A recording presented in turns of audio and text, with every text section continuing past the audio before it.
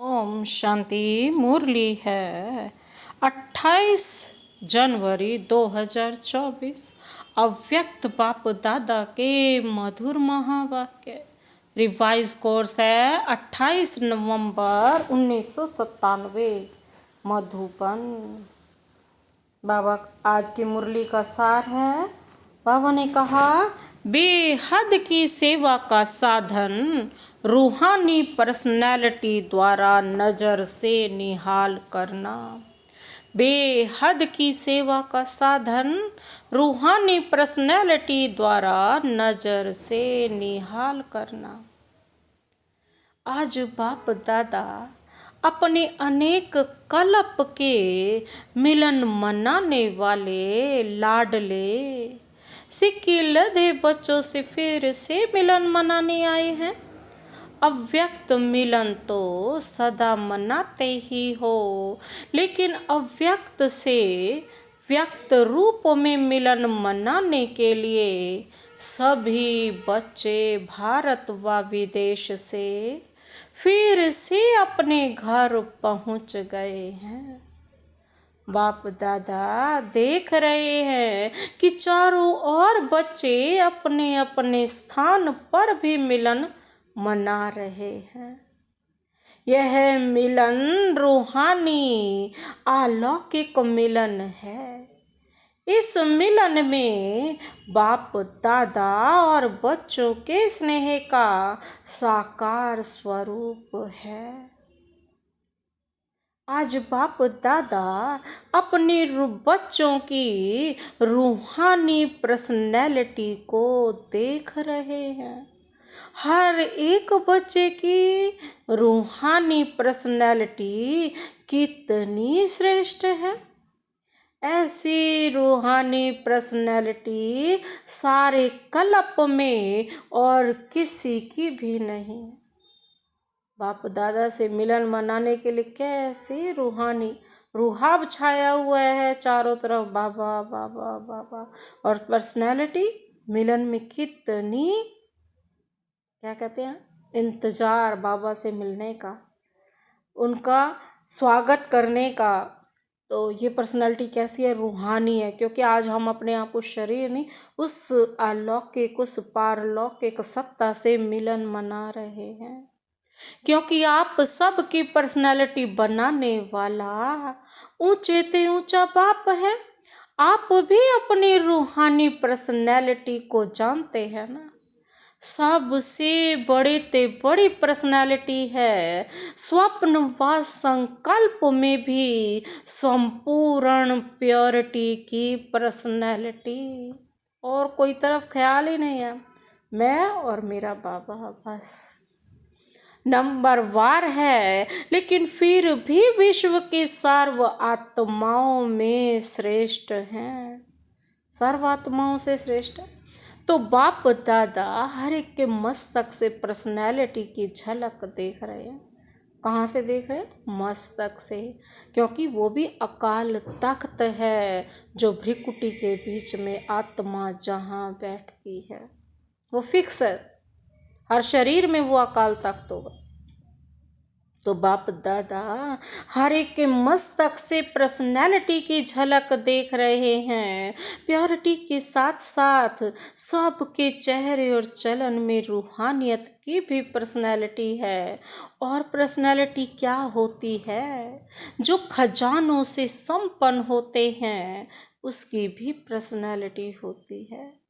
लेकिन कितने भी बड़े बड़े संपन्न आत्माएं हों, आपके आगे वह संपन्न आत्माएं भी कुछ नहीं। कितनी भी रिचेस्ट ऑफ द वर्ल्ड हो, लेकिन आप किसकी हो? गॉडली स्टूडेंट हो, godly richest of the world जो है उसकी संतान है। तो हमें तो उससे भी ज़्यादा नशा है ना, उससे भी ज़्यादा रुहाब है। जितना रिच बाप का बच्चा होगा, उसकी चलन उसका चेहरा वैसा होगा। तो हम तो ऑलमाइटी अथॉरिटी के बच्चे हैं। तो हमारे चेहरे पर कैसी पर्सनालिटी, हमारे चेहरे चलन कैसी होनी चाहिए? हमारे चेहरे और चलन से सबको वो झलक आए, बाप की झलक मिले। तो बाबा क्या कहते? पर्सनालिटी क्या होती है? जो खजानों से संपन्न होते हैं। लेकिन कितने भी बड़े बड़े संपन्न आत्माएं हो आपके आगे, तो वे संपन्न आत्माएं भी कुछ नहीं है, क्योंकि वह भी अविनाशी सुख शांति के खजाने से खाली है। आपके पास जो संपत्ति है उसके आगे अरब खरब पति भी बाप से सुख शांति मांगने वाले हैं, और आप सदा विनाशी खजानों से भरपूर हो। वह खजाने आज हैं, कल नहीं, लेकिन आपका खजाना ना कोई लूट सकता है, ना कोई आत्मा खजाने को हिला सकती है। अखुट है, अखंड है। ऐसी पर्सनैलिटी वाले आप बच्चे हो। सबसे ऊंचे ते ऊंची पर्सनैलिटी वाले, फिर भी आत्माओं द्वारा, विनाशी धन द्वारा, विनाशी ऑक्यूपेशन द्वारा पर्सनैलिटीज बनती है, वह कहलाई जाती है। लेकिन आपको ऊंचे ते ऊंचे परम आत्मा ने श्रेष्ठ पर्सनैलिटी वाले बना दिया। तो अपने ऊंची पर्सनैलिटी का रूहानी नशा रहता है। बाबा कहते रहता है नशा रूहानी पर्सनैलिटी का। तो बाबा कहते ऊंची पर्सनैलिटी का रूहानी नशा। तो हाथ हिलाओ। बाप दादा को इतने श्रेष्ठ पर्सनैलिटी वाले बच्चे देख कितनी खुशी होती है। आपको भी होती है ना, लायक बच्चे देख करके तो माँ बाप को खुशी होती है ना। बाप दादा बच्चों की ऐसी श्रेष्ठता को देख क्या गीत गाते हैं जानते हो? आप भी गाते हैं, बाप भी गाते हैं। बाप का गीत सुनाई देता है या टेप का गीत सुनाई देता है? बाप की नज़रों से निहाल होते हैं ना, उसमें गीत बजते हैं। बाप दादा की टेप न्यारी होगी ना, ऑटोमेटिक है, चलाने की मेहनत नहीं करनी पड़ती, और दिल का गीत दिल वाले ही सुन सकते हैं, सिर्फ कान वाले नहीं, दिल वाले। तो सभी दिल वाले हो ना, तभी तो दिल वाला मंदिर में आपका चित्र है ना। सभी ने आपका चित्र, अपना चित्र देखा है। बाप दादा तो सदा बच्चों के चित्र और चरित्र देखते रहते हैं। तो आज पर्सनैलिटी को देख रहे थे। सदा यह पर्सनैलिटी स्मृति में इमर्ज रहे, है ही नहीं है, दिखाई देवे, अनुभव में आवे। सदा ऐसी पर्सनैलिटी में रहने वाले की निशानी क्या होगी? जिस निशानी से समझ जाए कि यह अपने पर्सनैलिटी में है। अगर यह रूहानी पर्सनैलिटी इमर्ज रूप में रहती है तो उनके नयन, उनका चेहरा, चलन, संकल्प और संबंध सब प्रसन्नता वाले होंगे।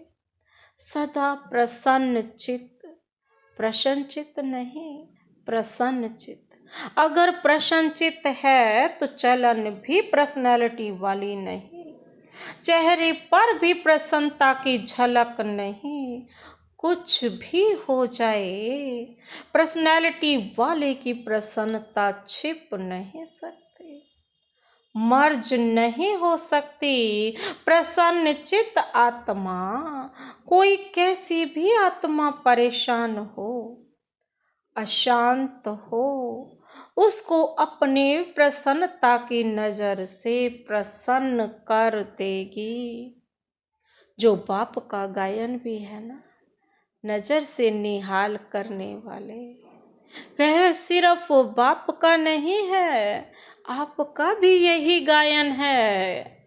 अभी समय प्रमाण जितना समय समीप आ रहा है तो नज़र से निहाल करने की सेवा करने का समय आएगा। 7 दिन का कोर्स नहीं होगा, एक नज़र से प्रसन्न चित्त हो जाएंगे। दिल की आश आप द्वारा पूर्ण हो जाएगी। तो सभी क्या समझते हो? आदि सेवा के रतन क्या समझते हैं? ऐसी सेवा कर सकते हो ना।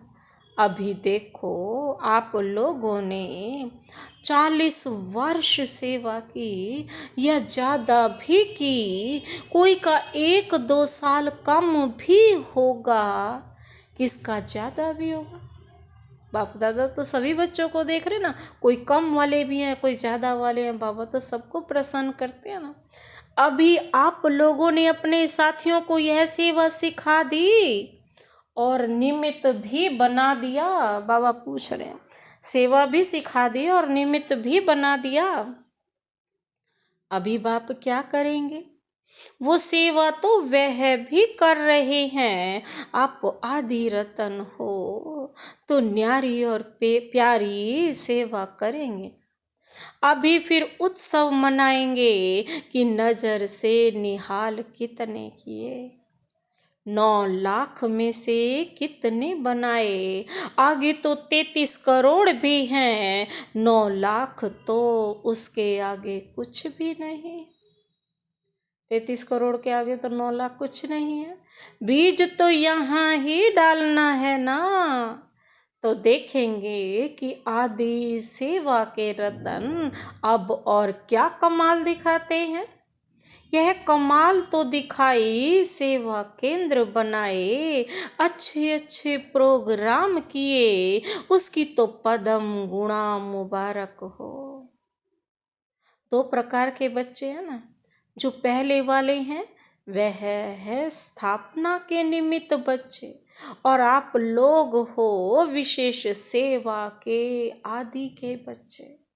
यह दादियाँ ना, ये विशेष सेवा के आदि के बच्चे, जड़ स्थापना वाले, और आप सब सेवा के आदि रतन है। पहला पहला तना, तो तना तो मजबूत होता है ना।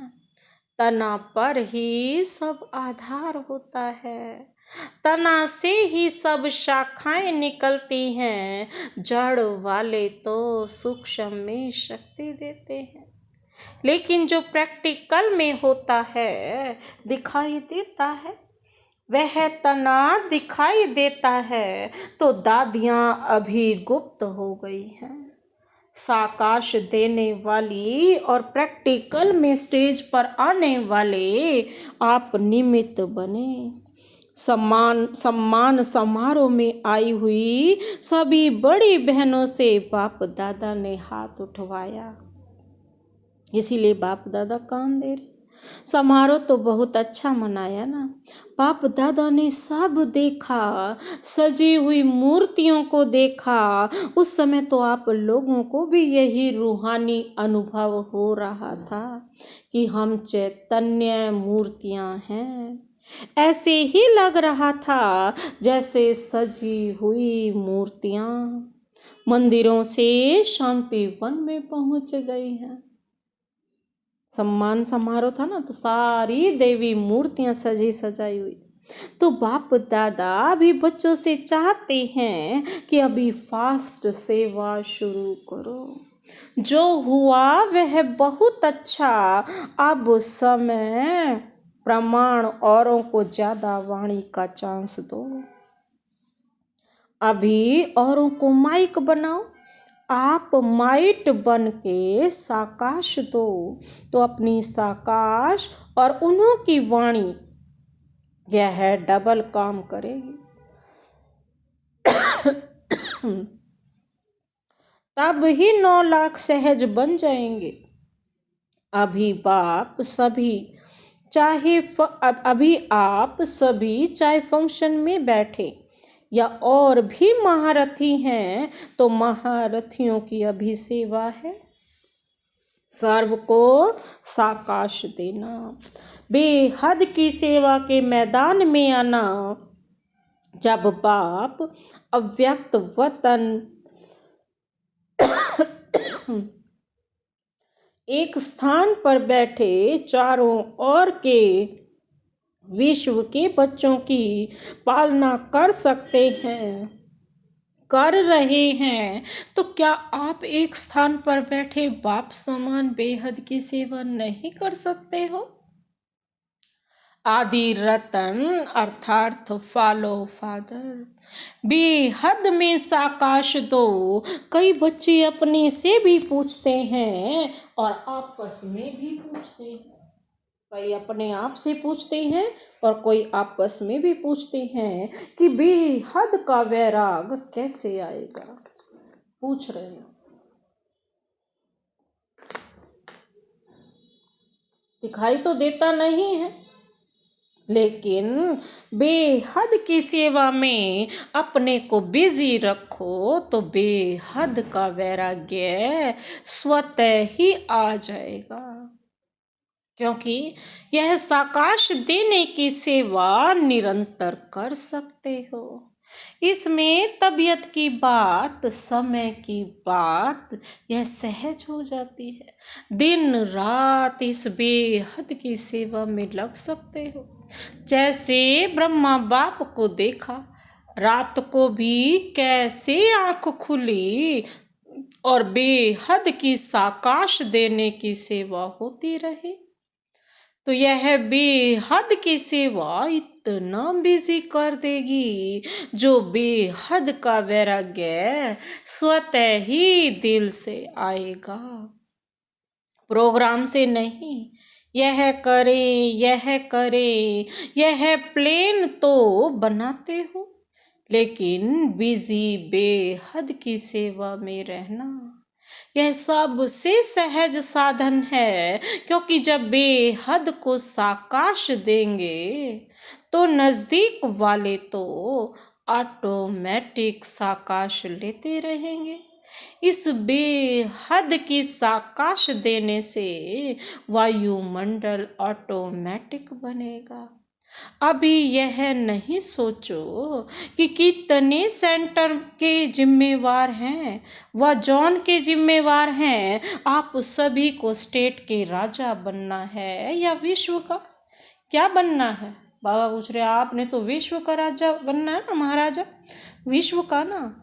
आदि रतन तो हो तो विश्व का साकाश देने वाले बनो। विश्व अगर 20 सेंटर, 30 सेंटर या 200-250 सेंटर या जॉन यह बुद्धि में रहेगा तो यह भी तना का काम नहीं है। यह तो टाल टालियां भी कर सकती हैं। आप तो तना है, तना से सबको साकाश पहुंचती है। आप सभी भी यह सोचते हो कि बेहद का वैराग्य आना चाहिए। यह तो बहुत अच्छा, अभी विनाश हो जाए, लेकिन 9 लाख ही तैयार नहीं किए तो सतयुग के आदि में आने वाली संख्या ही तैयार नहीं है। और विनाश हो गया तो कौन आएगा? क्या 2-3 हजार पर राज्य करेंगे? 4-5 लाख पर राज्य करेंगे। इसलिए अब बेहद की सेवा का पाठ आरंभ करो। पांडव क्या समझते हैं? अब बाबा पांडवों के पास आ गए।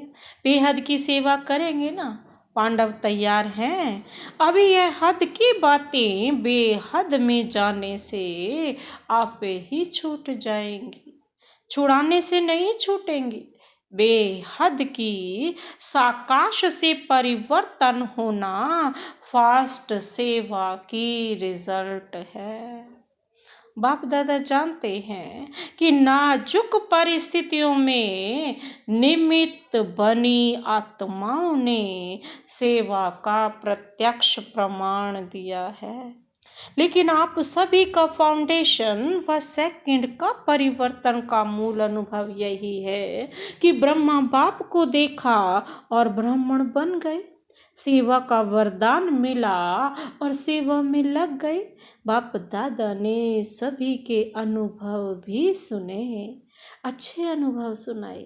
तो जैसे आप लोगों का अनुभव है, ब्रह्मा बाप को देखा और सोचना भी नहीं पड़ा, सहन करने का भी अनुभव नहीं हुआ कि सहन कर रहे हैं।